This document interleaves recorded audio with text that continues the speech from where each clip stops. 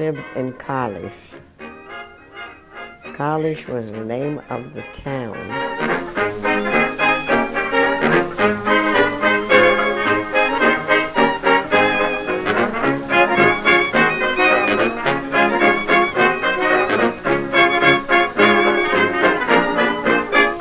We went to the United States when I was 12 years old. We came on the Mauritania. That was the name of the ship, the Cunard Line. We left, I think, July 27th. We got here August 12th in 1927. When we came here, my aunt lived in Union City on 21st Street. My aunt fell up a junk because she's the one that brought us here. She and Uncle Carl. She was the first immigrant in the family. She left her family to come to the United States to make herself a better life. And soon after that, she and her husband started working on us coming here. Stamping and stamping, then he hollers black bottom. The adjustment period, well, that was not hard for us because it was a better life for us when it was much better than what we had originally. Well, originally, we didn't have running water. We had hardly food. We were very poor, and the sanitary conditions were horrible.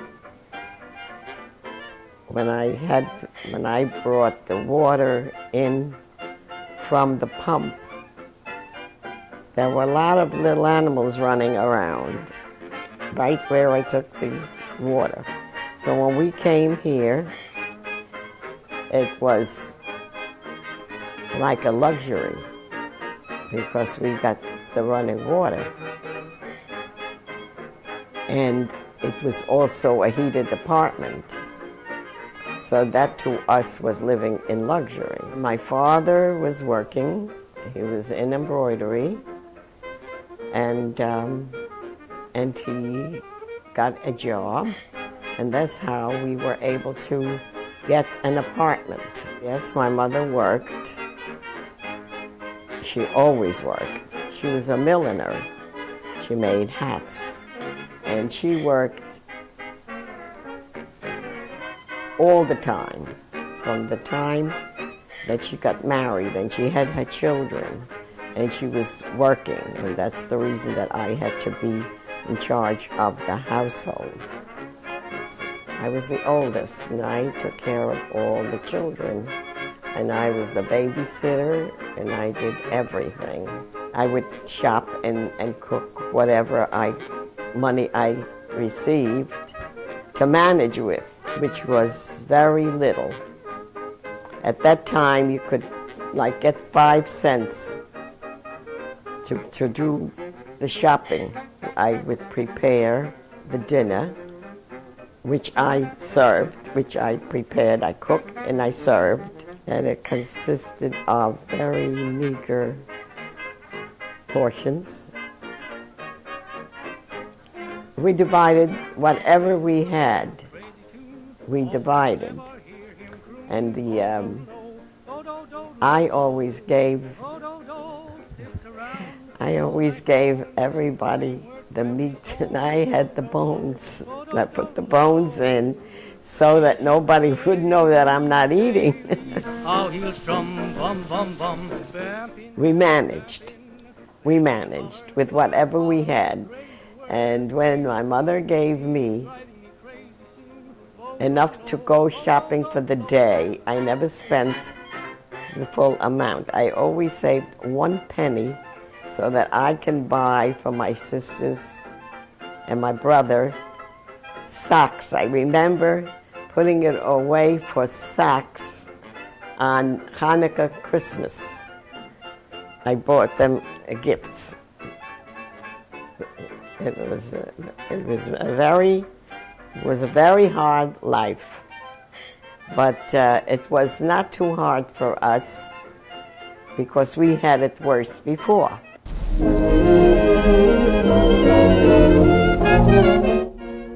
I met my husband when I went with my mother and my father to a store that was a clothing store. And it was a distant relation that we went to visit. We always went as a family. All the children were always together with my mother and father. And when we went, I met this young man whom I did not know, but I knew the rest of his family. And from the time that he met me, he did not let go. He wanted to go to, he was supposed to be an usher at a wedding, but he did not go. Took me home.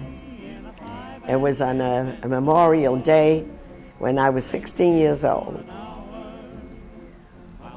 And then I was married when I was 17 and 10 months. He was a salesman in the clothing business, and it was the second-hand clothes, where he worked 7 days a week. At that time, the wages were very low. Eventually he made $21 when I had my children. $21 a week. Baby from the 5 and 10 cent store.